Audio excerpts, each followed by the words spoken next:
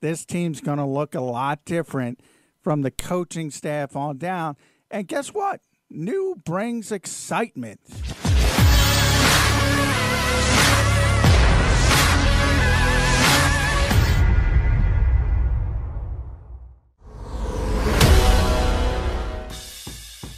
You're listening to the JAKIB Media Sports Network in partnership with AM 1490 Sports Betting Radio. Subscribe to the JAKIB Media channel on YouTube for access to all daily sports content.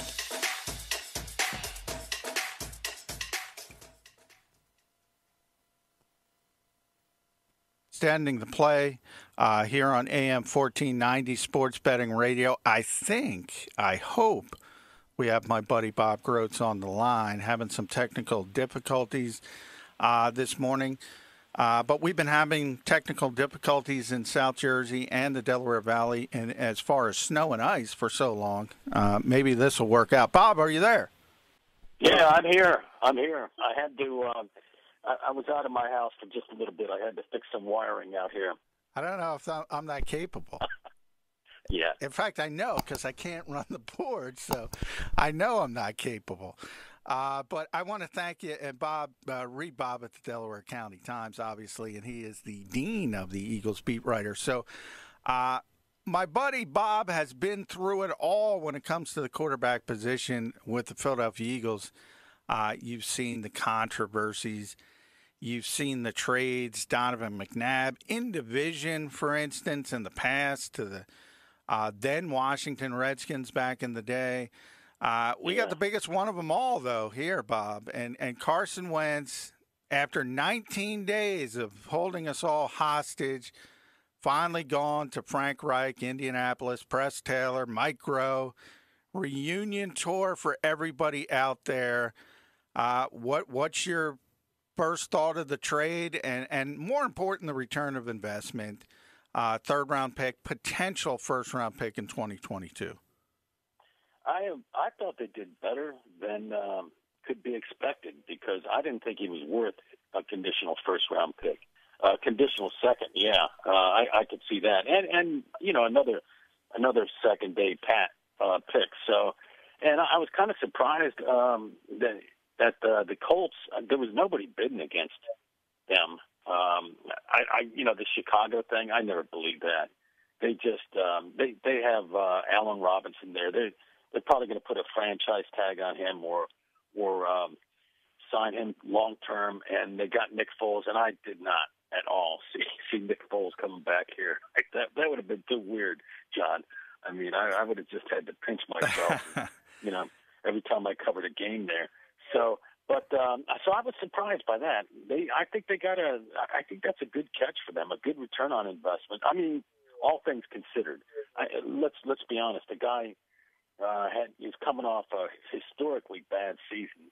Led or tied for the league lead in the most gruesome or the most horrible categories: giveaways, interceptions, sacks, and so I mean, Frank Reich and the Colts overlooked that, and Frank thinks he can flip the switch on him. It's going to be interesting with Mike Groh there because Groh apparently, I don't think he was able to tell Carson much. Maybe a little bit. I mean, he was productive with Groh at the end of the 2018 or 2019 season.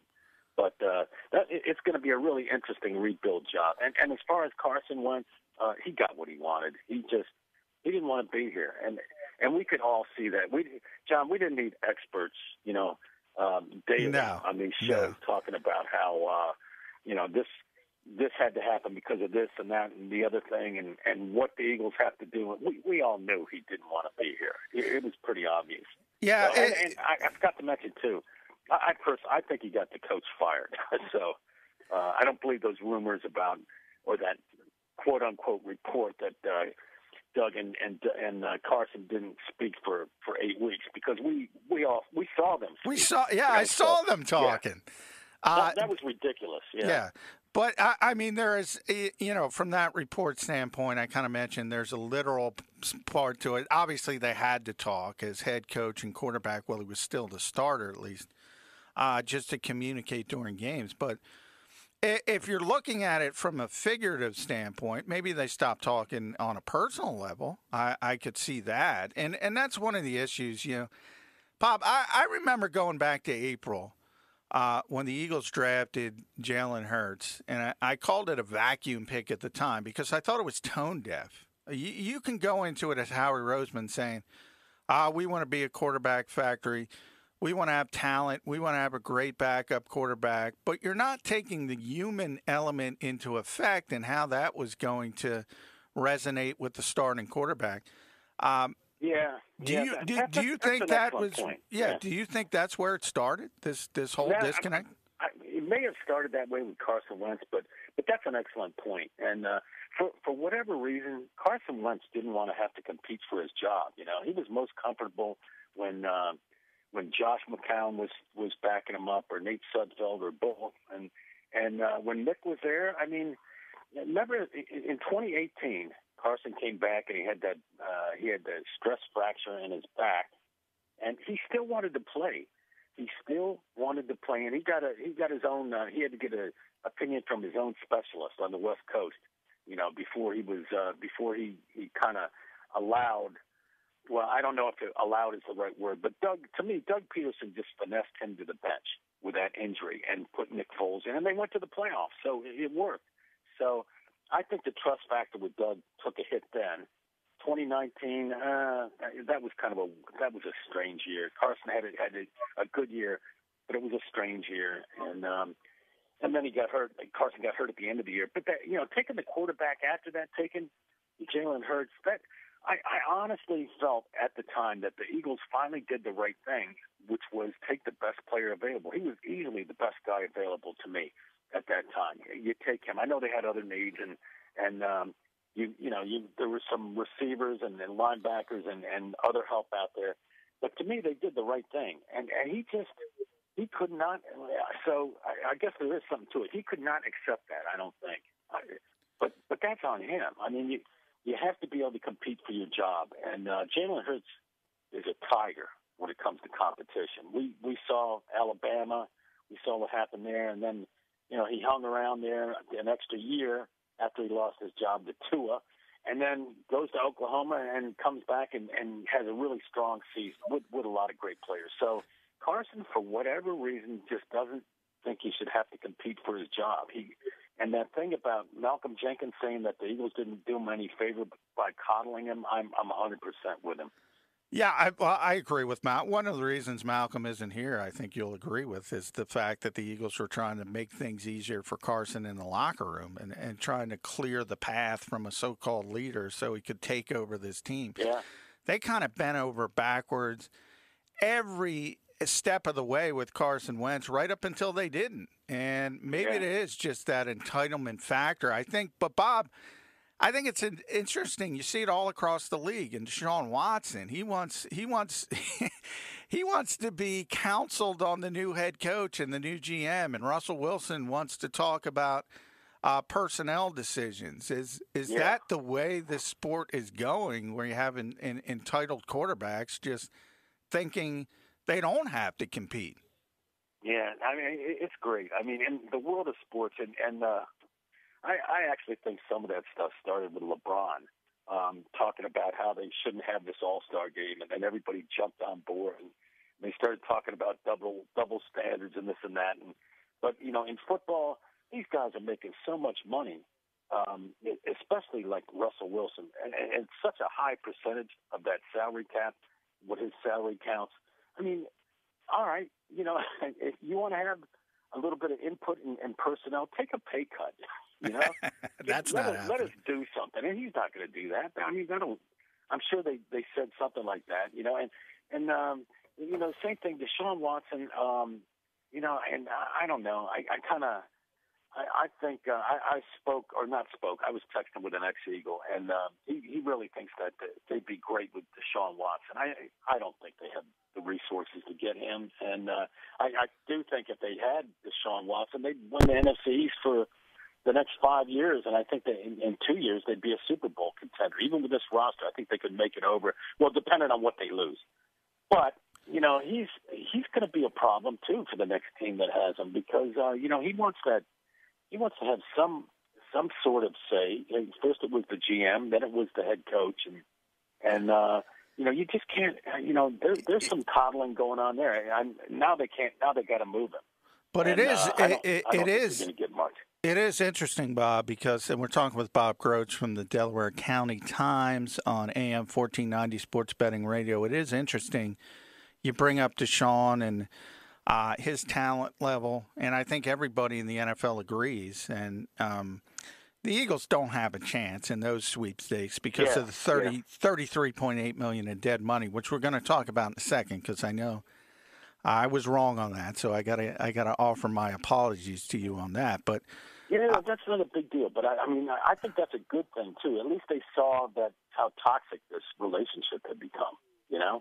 Yeah, but it's interesting with Watson. We'll find out in time. Yeah, with Watson, as good as he is, you can say everything you want about the Houston Texans. He won 4 games as a starting quarterback playing at that high level. So that kind of tells you, you can have a great quarterback, but you better have something around them.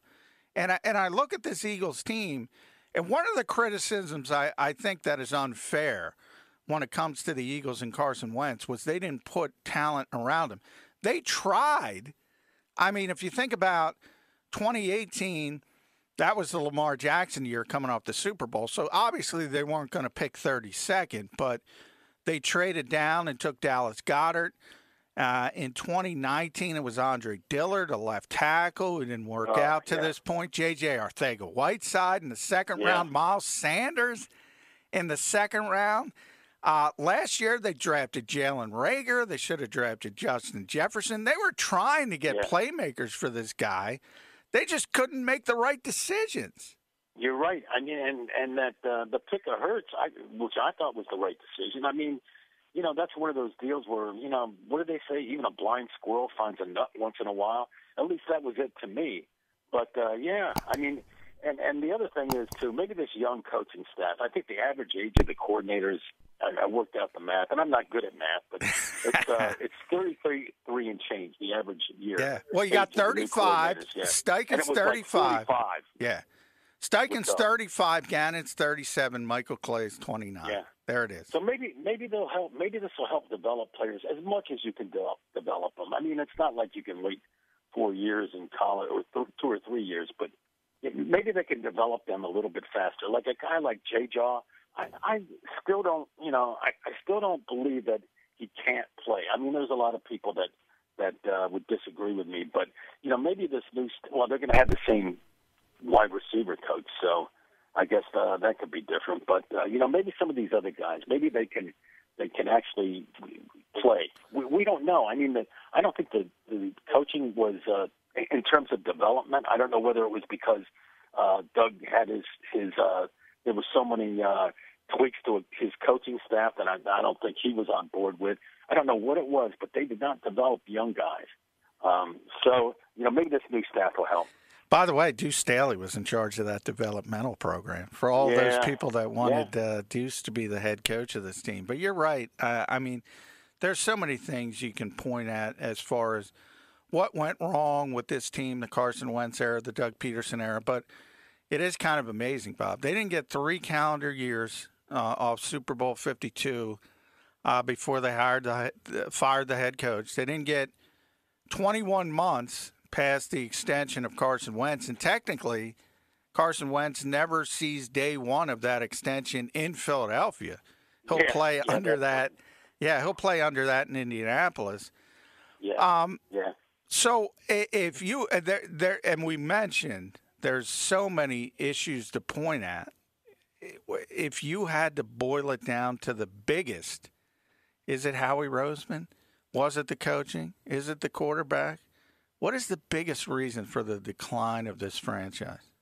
Well, I think it is management and the way that they've kind of like micromanaged the coaching staff. I think that's what we've seen. The changes in the coaching staff. Maybe that has something to do with the development too. And I think it's the micromanaging of the coaching staff by Howie and his people. And Doug didn't have control of that game day roster. So when he was talking to us about injuries, he really didn't know. I mean, and he didn't know how to do the old soft shoe either and dance around it.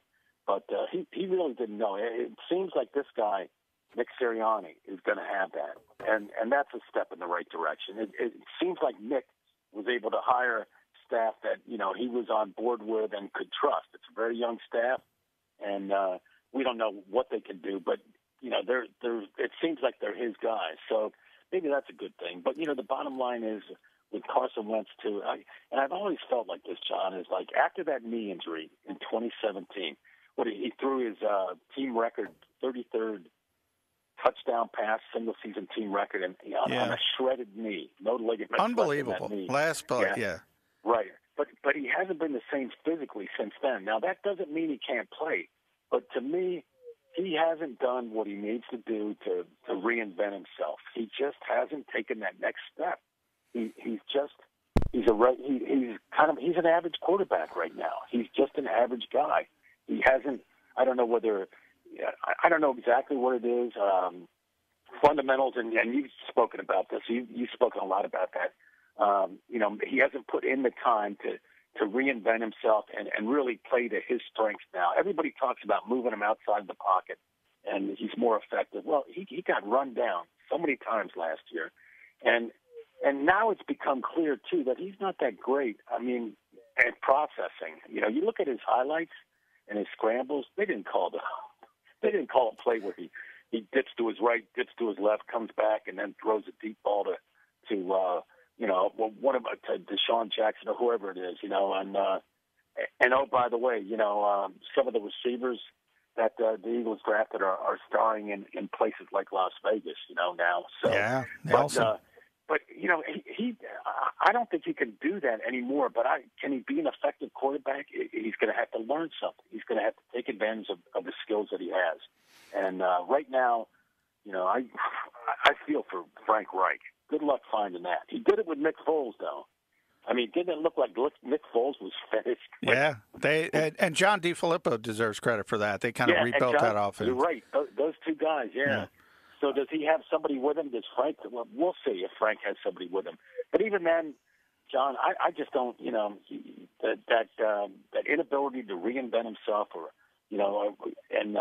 and also this hatred of competition for his job. I don't think it's going to work out for him. I don't see it working out. All right, Bob, one more for you. We got about a minute left here. The new quarterback, Jalen Hurts, the Eagles have said, kind of intimated behind the scenes, they're going to bring in competition. What does that competition look like? Is it going to be at number 6 overall? Is it going to be a quarterback later in the draft? Yeah, or is it going to be? I know a lot of people think that, but I don't think they would do that again. I mean, Jalen Hurts could handle that competition. But, I don't even know. I mean, they can say whatever they want to say. But I think if a guy like that, Penei Sewell, if he's there, if he drops to 6, I think he's coming here. That big offensive lineman from Washington, is it, or Oregon? I think it's Oregon. Yeah, you got Jordan Mailata, though. You're not sold on Jordan Mailata? No. Or Andre Dillard. Don't forget Andre's here. You can move him over to right tackle when Lane Johnson gets hurt before the end of September or something like that. But no, I'm not. I think somebody like that, a franchise guy, I think that'd be I think they'd go for that. I really do. Now he didn't play last year, and that is a little bit of a question mark. Opt-out is always a problem. But I want to thank you for joining the program, Bob Groats. Always a pleasure, guys. Read them at the Delaware County Times. Listen to them on the Pro Football Report with Merrill Reese, the great Bob Groats. More extending the play on AM 1490 Sports Betting Radio coming up. The middle. That's what I told you, man. I got a hangover, man. So what is this hangover? Yeah, what's with this hangover? Right, what happened yesterday? Cheap vodka, bro. Cheap vodka, man. What? Well, I took pineapple vodka with the pineapples, and I infused it for like a week or two. That's too much pineapple. Pineapple is terrible. It was so sweet that you would just keep on drinking, and I just kept on drinking it. do say you took pineapple vodka and then infused it into pineapples. Yes. I mean, there's sorority girls right now at Penn State that are laughing at you, Barrett. He took pineapple vodka and infused it into pineapples. I thought it would be a better taste, and it was a better taste. It was a great taste. It just went down too fast. Went down way too fast, man. And next thing you know, man, 3 Shades to the Wind, watching Queen Latifah. Oh, my God. That's the line of the day. The Middle with Eitan Shander, Barrett Brooks, and Harry Mays. Weekdays from 11 a.m. to 1 p.m. Eastern. You're listening to the JAKIB Media Sports Network in partnership with AM 1490 Sports Betting Radio. Subscribe to the JAKIB Media channel on YouTube for access to all daily sports content. Back on the program, AM 1490 Sports Betting Radio, extending the play. South Jersey, we got through it. It's been a difficult time of the year for us from a weather standpoint. It's been even worse from a Carson Wentz standpoint. 19 days, as we mentioned. It's finally done. Carson to Indianapolis, third-round pick this year coming in April. Potential first-round pick in 2022. It's at least going to be a second-round pick, depending on how Carson Wentz performs. And now you got to turn the page, turn the chapter. Is Jalen Hurts going to lead this team moving forward? That's the most likely scenario, but you can't rule out a quarterback at number 6 overall. Eagles want to bring in competition. It might be Tyrod Taylor. He was with Shane Steichen with the Chargers. It might be Jacoby Brissett. He was with Nick Sirianni in Indianapolis. But I think he might be a little bit too expensive to be a bridge quarterback, that type of thing. And then you have to talk about maybe a developmental quarterback as competition. You know, Brian Johnson is the quarterback's coach. He comes from the University of Florida. Kyle Trask is a quarterback expected to go on the second day of the draft. Maybe that's an option. But clearly the Eagles don't just want to say, hand this to Jalen Hurts. He is a second-year quarterback. He started 4 games in the NFL. He's a second-round pick. He doesn't have that top-level skill set of, say, a Trevor Lawrence or a Zach Wilson or Justin Fields. Players like that are supposed to have in this draft. So it's going to be interesting. And we're going to take you all through it through the offseason. Extending the play never ends. The NFL never ends. They've set up the calendar perfectly. There is no combine, but pro days are happening. The draft prep is now in process. Deshaun Jackson is gone. Zach Ertz is going to be a next domino to fall. We mentioned Malik Jackson is going to be gone. Alshon Jeffrey is going to be cut at the start of the new league year. This team's going to look a lot different from the coaching staff on down. And guess what? New brings excitement. And maybe it's nice to turn over a fresh leaf. So we're going to keep you informed, as always, here on AM 1490 Sports Betting Radio. Want to thank Tasha for helping me with these technical difficulties, getting us through a difficult show from a technical standpoint. But I appreciate her help. And until next week, till next Saturday, South Jersey, keep extending that play. Thank you.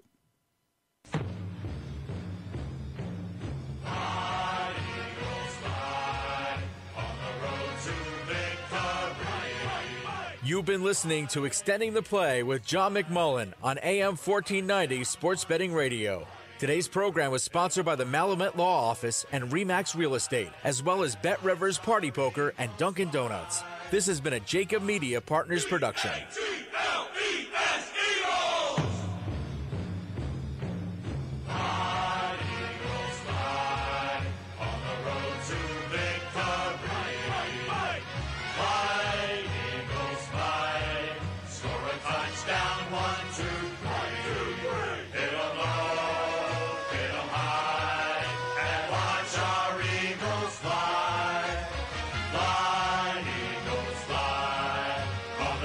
To